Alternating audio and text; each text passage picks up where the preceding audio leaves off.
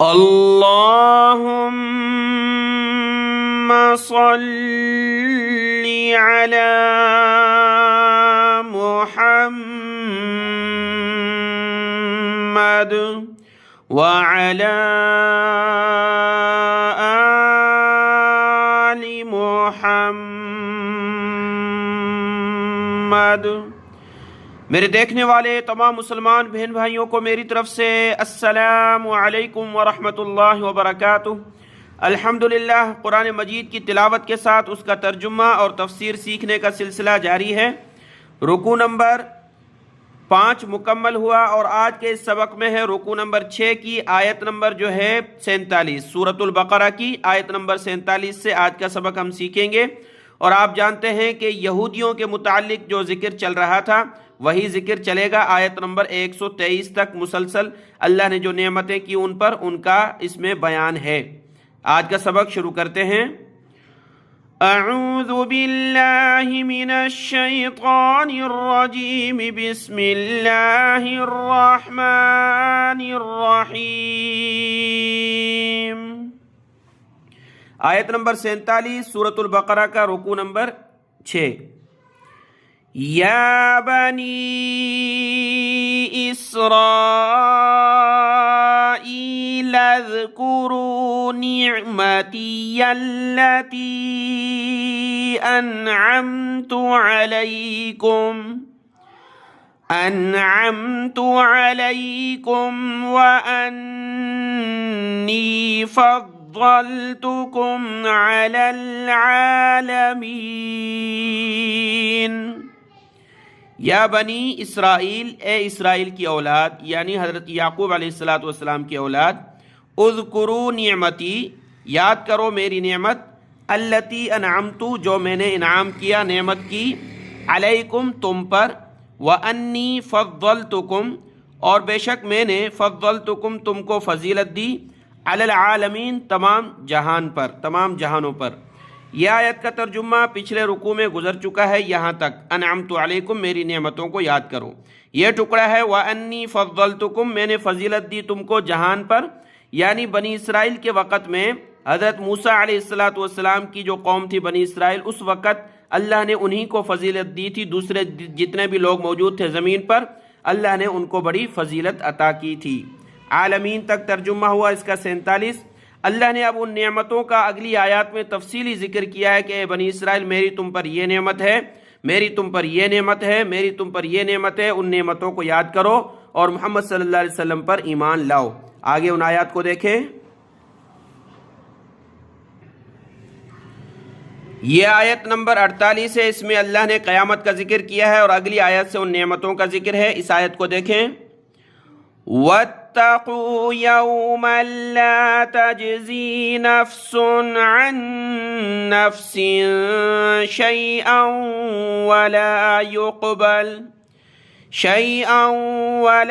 يُقْبَلُ مِنْهَا شَفَاعَةٌ وَلَا يُؤْخَذُ مِنْهَا عَدْلٌ وَلَا هُمْ يُنصَرُونَ۔ اللہ نے فرمایا اور ڈرو، واو کا معنی اور، اتقو کا معنی ڈرنا، تقوی اختیار کرنا، اور ڈرو یومن ایسے دن سے، یعنی قیامت کے دن سے، لا تجزی نہیں کام آئے گا، نہیں فائدہ دے گا، نفس عن نفس کوئی شخص کسی شخص کو، شیئن کچھ بھی، کوئی شخص کسی شخص کے کچھ بھی کام نہیں آئے گا، ولا يقبل منها شفاعہ اور نہیں کسی سے سفارش قبول کی جائے گی، یعنی اللہ جس کو سفارش کا حکم دے، انبیاء کو اور صالحین کو، شہداء کو، تو اس کی اللہ کی اجازت کے بعد سفارش ہوگی جو کہ قبول ہو، لیکن اس سے پہلے کوئی کسی کی سفارش کرے بغیر اجازت تو قبول نہیں کی جائے گی۔ خصوصی طور پر یہ یہود کو خطاب ہے کہ تم ایمان نہیں لا رہے تو ایمان کے بغیر تمہیں کسی کی سفارش کام نہیں دے گی۔ وَلَا يُؤْخَذُ مِنْهَا عَدْلٌ اور نہ لیا جائے گا کسی سے کوئی بدلہ، کوئی کہے کہ میرا یہ اعمال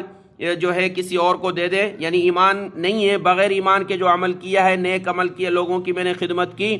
اب اس عمل کو ہم جو ہے کسی کے کام میں لاویں، ایسا نہیں ہوگا۔ کیونکہ عمل وہی قبول ہے جو ایمان کی حالت میں ہو۔ قرآن مجید میں اللہ تبارک و تعالیٰ کا ارشاد ہے، من عمل صالحا من ذکر او انثی وہو مؤمن، جو بھی عمل کرتا ہے چاہے مرد ہو چاہے عورت ہو ایمان کی حالت میں، تو اس کو پھر اس کا بدلہ ملے گا۔ یہاں دیکھیں وَلَا هُمْ يُنصَرُونَ، اور ان کی مدد نہیں کی جائے گی، یعنی جو ایمان نہیں لائے پھر قیامت میں ان کی مدد نہیں ہوگی۔ تو اے یہود، اس دنیا میں ہی محمد رسول اللہ صلی اللہ علیہ وسلم پر ایمان لاؤ۔ یہ مدینہ کے جو یہود تھے جن کو اللہ نے خطاب کیا قرآن مجید نازل کر کے محمد صلی اللہ علیہ وسلم کے ذریعے۔ آگے جو آیات ہیں 49 نمبر آیت سے تمام وہ نعمتیں اللہ نے ذکر کی ہیں، ایک ایک جو بنی اسرائیل پر اللہ نے کی تھی، حضرت موسیٰ علیہ السلام کی امت بنی اسرائیل پر۔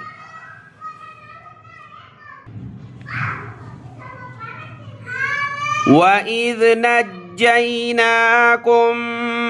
مِنْ آلِ فِرْعَوْنَ يَسُومُونَكُمْ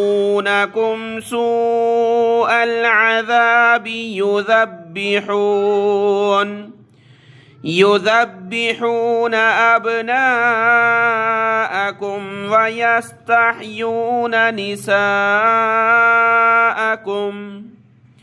وَإِذْ نَجَّيْنَاكُمْ، اور جب ہم نے نجات دی تم کو، من آل فرعون، فرعون کے آل سے،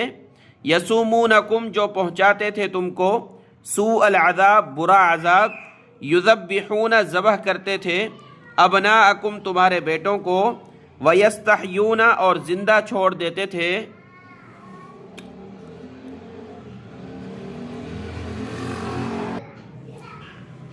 وَيَسْتَحْيُونَ نِسَاءَكُمْ، اور تمہاری عورتوں کو زندہ چھوڑ دیتے تھے۔ وَفِي ذَلِكُمْ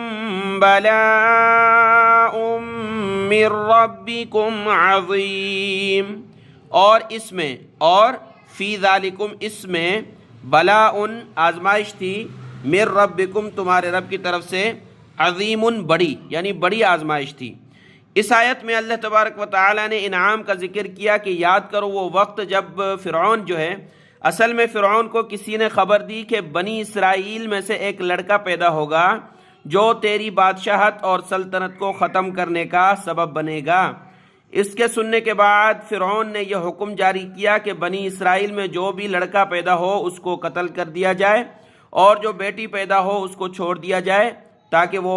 ہمارے کام کاج کرے گی، نوکری کے طور پر، غلام کے طور پر ہم ان کو رکھیں گے، باقی جو لڑکے ہیں وہ قتل کیے جائیں۔ تو اللہ نے فرمایا کہ آل فرعون، فرعون کے جو کارندے تھے، اس کے غلام تھے، ماننے والے، وہ سب تمہارے پیچھے تھے تکلیف دینے کے لیے، تمہارے جاسوسی کرتے تھے، دیکھتے تھے کوئی بچہ پیدا ہو رہا ہے اس کو قتل کیا جائے۔ تو اس چیز سے ہم نے تمہیں پھر بچایا۔ کیسے؟ جب وہ آگے حضرت موسیٰ علیہ السلام کے حکم سے نکلتے ہیں وہاں سے، تو یہ ایک نعمت ہے تم پر۔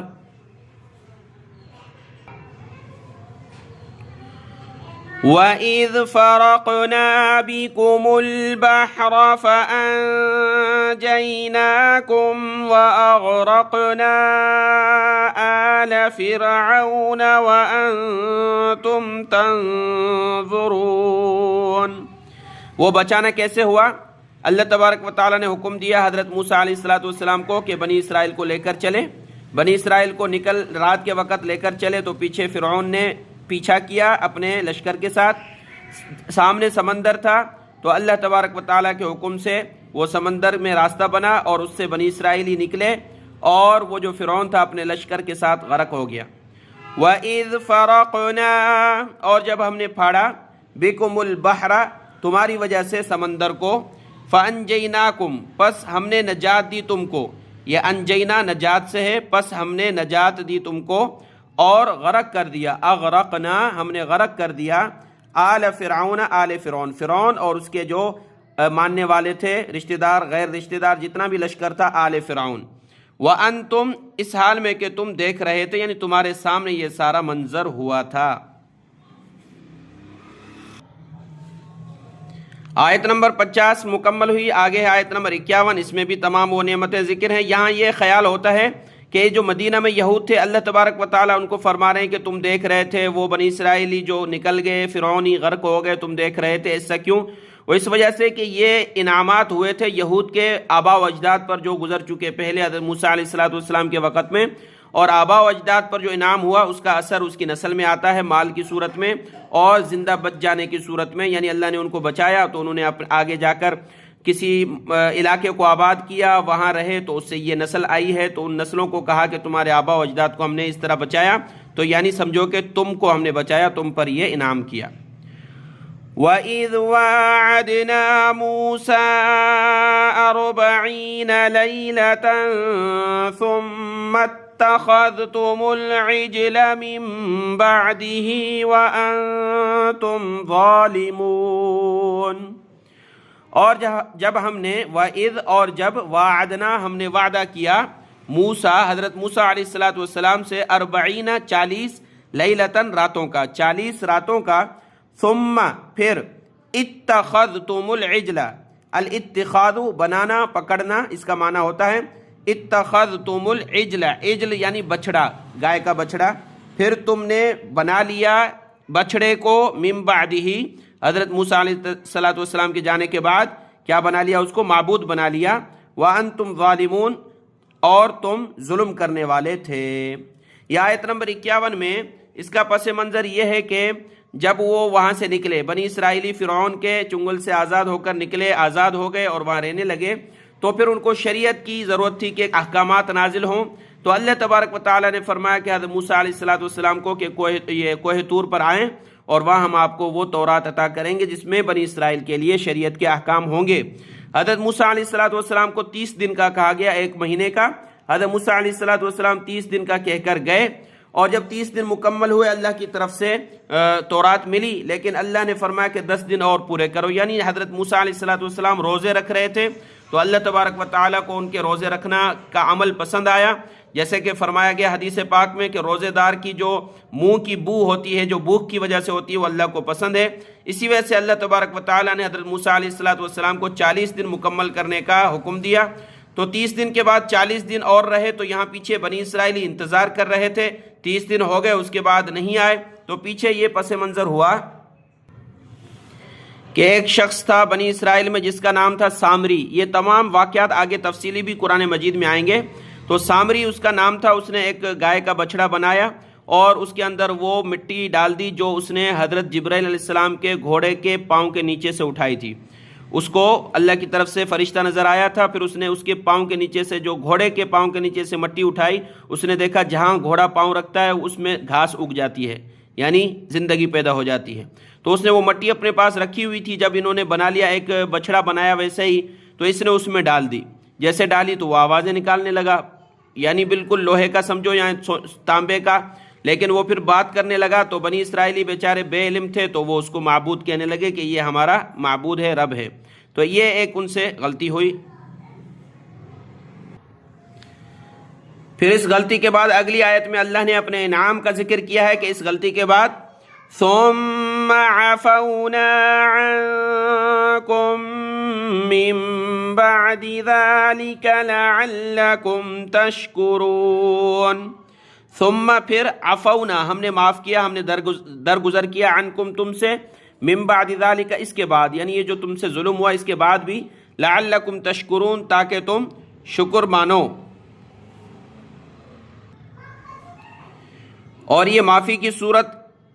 اس صورت میں ہوئی تھی کہ جن لوگوں نے یہ معبود بنایا ہے ان کو اپنی جان دینی ہوگی۔ اگلی آیت میں اس میں آتا ہے کہ توبہ قبول اس وقت ہوگی جب یہ اپنی جان دیں گے۔ تو یہاں یہ آیت دیکھیں، آیت نمبر 53، وَإِذْ آتَيْنَا مُوسَى الْكِتَابَ وَالْفُرْقَانَ لَعَلَّكُمْ تَهْتَدُونَ۔ اور جب ہم نے عطا کی موسیٰ علیہ السلام کو کتاب یعنی تورات، والفرقان اور فرق کرنے والی چیز یعنی معجزات، لعلکم تاکہ تم ہدایت پالو، راہ راست پر آ جاؤ۔ اگلی آیت، آیت نمبر 54 میں ان لوگوں سے جو غلطی ہوئی بچڑے کو معبود بنانے کے لیے، تو اس کی توبہ کا طریقہ ذکر ہوا کہ وہ اپنی جان دیں گے۔ وَإِذْ قَالَ مُوسَىٰ لِقَوْمِهِ يَا قَوْمِ إِنَّكُمْ ظَلَمْتُمْ أَنفُسَكُمْ بِاتِّخَاذِكُمُ الْعِجْلَ۔ اور اذ کا معنی جب، قال کہا، اور جب کہا موسیٰ علیہ السلام نے، لقومہ اپنی قوم سے، یا قومی اے میری قوم، انکم بے شک تم نے،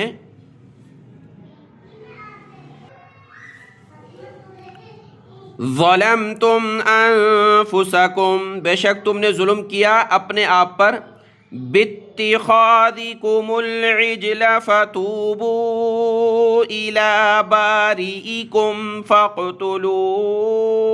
انفسکم، با کو تا کے ساتھ ملانا ہے، باتخاذکم العجل بچڑے کو معبود بنانے کی وجہ سے تم نے ظلم کیا اپنے آپ پر، فتوبو پس تم توبہ کرو، فا کا معنی پس، توبہ یعنی توبہ کرو، الی باریئکم باری یعنی خالق، اپنے خالق کی طرف یعنی اللہ کی طرف تم رجوع کرو، فقتلوا انفسکم پس تم قتل کرو اپنی جانوں کو، پس تم اقتلوا قتل کرو مار دو، انفسکم اپنے آپ کو۔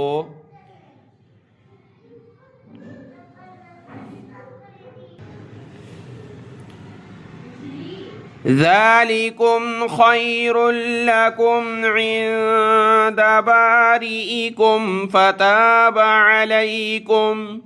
انہ هو التواب الرحیم۔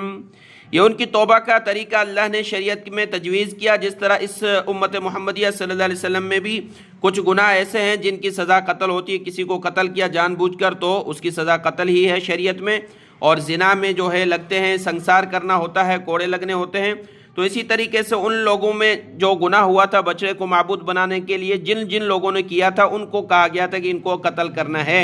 یعنی جان دینی ہے، تاکہ یہ آخرت میں اللہ کے حضور پاک صاف ہوں گے، ان کی توبہ قبول ہوگی، بس یہی ان کی سزا ہوگی۔ تو ذالکم یہ خیر بہتر ہے، لکم تمہارے لیے، عند ربکم عند باریئکم تمہارے خالق کے نزدیک یہ تمہارے لیے اچھا ہے، فتابہ پس اس نے رجوع کیا اللہ نے، یعنی توبہ قبول کی، علیکم تم پر، اللہ تابہ متوجہ ہوا تم پر، انہو بے شک وہ اللہ، هو التواب الرحیم بہت توبہ قبول کرنے والا، رحم کرنے والا ہے، کہ جو جان اللہ نے دی تھی وہی تمہاری غلطی کی وجہ سے تمہیں دینی پڑی، لیکن آخرت کے انعامات تمہارے ہوں گے جب تم یہ بات مانو گے۔ تو ان لوگوں نے اپنی اپنی جان دینے کا جو ہے راضی ہوئے اور انہوں نے اپنی جان دے دی، یہ ان کے توبہ کا طریقہ ہوا، اور اس وجہ سے دوسری جو لوگ تھے پوری بنی اسرائیل پر کوئی عذاب نہیں آیا، جس طرح قوموں پر آتا تھا عذاب، تو ان چند لوگوں نے توبہ کی، اپنی جان دے دی، تو باقی بنی اسرائیلیوں سے یہ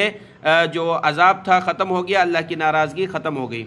آیت نمبر 54 تک ہم نے پڑھ لیا ہے، آگے بھی ان انعامات کا ذکر ہے۔ 123 نمبر آیت تک یہ یہود کا سلسلہ، یہود کو